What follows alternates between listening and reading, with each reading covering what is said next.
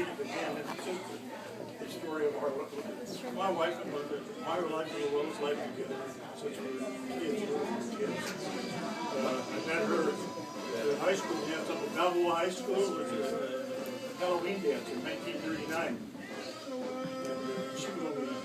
She told me she was 16. I was 16 at the time. She told me she was 16. I said, oh, this is great. Because if you take a look at her picture over there, she's a doll. I'm telling you, she was so cute. Still is, Stunning is the word. I fell in love immediately. And I can remember asking her to dance. She danced with me a couple of times. And on the way home with my friend, my buddy at the time, I said, you know, I really like that girl. I said, that's a girl I'm going to marry. That was, you know, like 1939. That's quite a few years ago.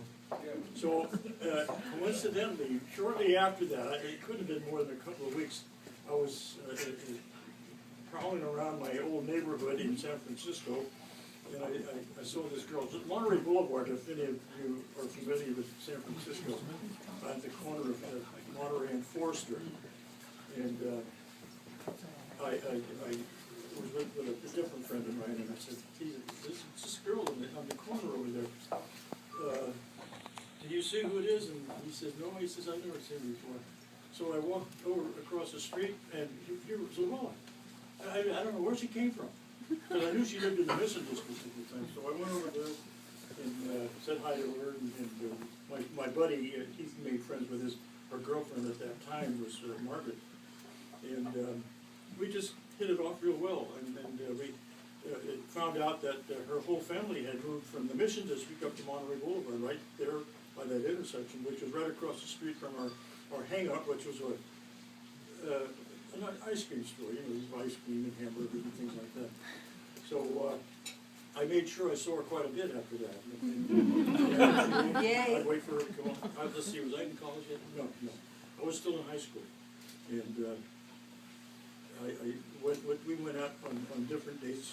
We used to go dancing on Saturday nights, and because we loved to dance. And then we'd during the summertime we'd go down to Searsville Lake in Portola. Probably a lot of you know where that is. Still there, as a matter of fact. And we did that in the summertime quite a bit. And I finally graduated from high school in the fall of 1940, and we were still going together then, just as friends, but you know, just nothing really serious. But it was approaching a point of romance, you know, and along about the end of, well, I started going to college then, and that kept me pretty busy. I didn't have quite that much time, but in the summertime, I got a job at a gas station downtown San Francisco, and I worked there in the summertime, probably a full shift, but then in the fall time when school started up again, I only worked maybe 4 hours in the afternoon, so I didn't see her that much. And I kept that for, I don't know, a couple of years, a couple of months, I guess, through the, well, that was, whatever, 1940, 41, and you know what happened December 7th, 1941, and we were pretty hot and heavy by that time. And, really? Hot and heavy, huh? Well, what do you mean by that? Yeah. So it was impossible to get that permission from either her folks or mine. I know I talked about it with my mother and dad, and she didn't do hers, and they go, oh, of course I do. 15 years old. So, the reason being is that I knew I'd be going into service pretty sometime fairly soon, and we felt we wanted to be together because God knows what was going to happen. And I was of the opinion that, hey, I don't want to leave home without some kind of an ankle chain on her because I'm afraid someone else would grab her. Yeah. She felt sort of the same way. So we decided that, well, without their permission, we went away and get married. So, and Doris and Earl were going together at that time too. They'd been going together for, I think, almost a year, and we palled around with those two quite a bit. We went to different dances around. That was a thing that most kids did in those days. They went to dances at different high schools and churches and other Wall of places hands. like that. Huh? Wall of hands. Yeah, wall hands. And in a lot of cases, they lied about your age because you weren't supposed to be allowed in there unless you were 18 years old. Because we were always 18 or 19 wherever we went, you know, and older at times. So anyhow, Doris and Earl wanted to get married, probably for the same reasons, I'm sure. So we made a date, and sure enough, I remember Earl picked me up. It was about 8 o'clock at night, and Doris was still working downtown. She had a job at one of the theaters on Market Street. We had picked Luella up, and I went down and picked up Doris and drove up to Nevada during the night. And the next morning, the girls went to the gas station, freshened up, you know, no fancy mirrors or perfume, and well, you brush your teeth. You know, we had been doing any sleeping, so we went over there and we lied about our age. I did, and of course she did too. We got married. We did. And Lola and Doris and Earl got married. And I remember also, just as we were getting ready to leave the preacher's office, or the clerk's office, he came running after us and says, "Hey, I forgot to sign those papers." If he not signed it, we would have been in deep trouble. So anyhow, we went home. And this is part of the story I always tell everybody, and I don't know how it happened, but we had a vast dinner at a place on Mission, near 22nd and Mission. It was called Pete's Lunch or something, or what was it? It was Dick's Diner. Dick what? Dick's Diner. Dick's Diner. It's like Pete's. When we left that restaurant, fortunately, Earl had enough money, enough gas in the car to get us home. I had 35 cents in my car. That was my total wealth at that time. My boss was wages, so it worked out that we got going a little bit right shortly after that. And anyhow, that evening, the evening I told my folks is probably the most horrific part of the story, because neither one of us suspected what we were going to do. So I was working downtown at this gas station, and I used to pick up my father sometimes because he worked quite close by on Mission Street. So I'd pick him up rather than have to take the streetcar home. I'd drive him home. And with myself, I was living at home, of course. So on the way home, we stopped by and picked up Luella. We hadn't told anybody yet. I think she had told her mother and dad. Did they know at that time? Yeah, they did know. But I didn't go in the house. I just knocked on the door. You didn't dare face my mother.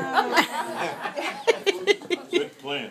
And, we went up to the house and rang the doorbell, and Mom and Dad answered the door, and then went into the kitchen, and Lola tapped on my mother's shoulder and said, "Can I talk to you for a minute?" So they went into one of the bedrooms in the house, and my Dad and I were out in the kitchen, and all of a sudden I heard, "Oh my God!" And they came out into the kitchen, and Mom was living, she's literally shaking and didn't know what to say, really. She says, "Lisa got married." "What?" He said, "You had to get married?" "Oh, no, Dad, we didn't really." We got married, and we went ahead and told them all the things that led us up to it, of course. So we, that night, we didn't have any place to go, but, Mom didn't, and Dad didn't say stay at home, and we couldn't go to her folks' house, so we went over to Henrietta and Eddie's house. They told us we could stay there that night. Doris and Earl Earl had enough money they could pay for, I guess they got a hotel room or something. Yeah.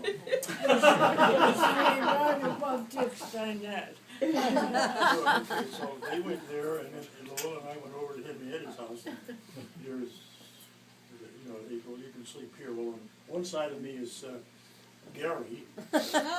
He was about this big at the time. And on the other side was his older brother. So that was our wedding boudoir.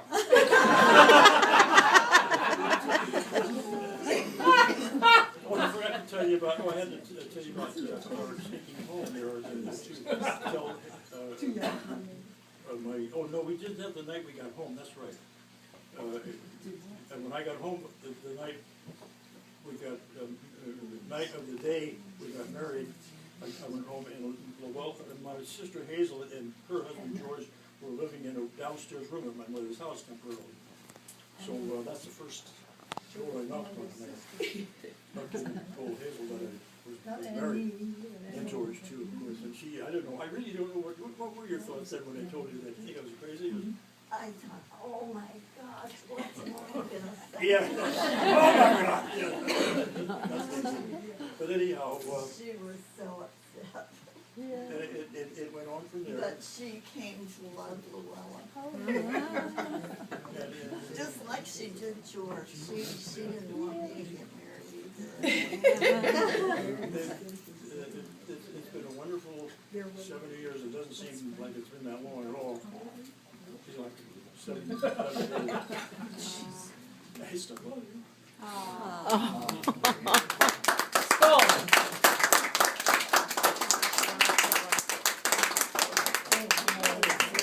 I don't believe it. Some of the we've just been so blessed, such a nice family, nice friends. Yeah, we And, really have. just a very attentive life and very loving life. And I'd say thanks every day, and I'm sure all of us too. And I thank all of you people for being here. Thank you very much. I appreciate Yes, you. thank all of you for coming. The party was wonderful. I'd like to make a toast to my mom and dad for their 70th wedding anniversary. Thank them for, at least for 65 years of being the best example of life, of really loving unconditionally and forgiving any of the doubts. I mean, they're just, they couldn't have a better example. And I love all of us. Cheers.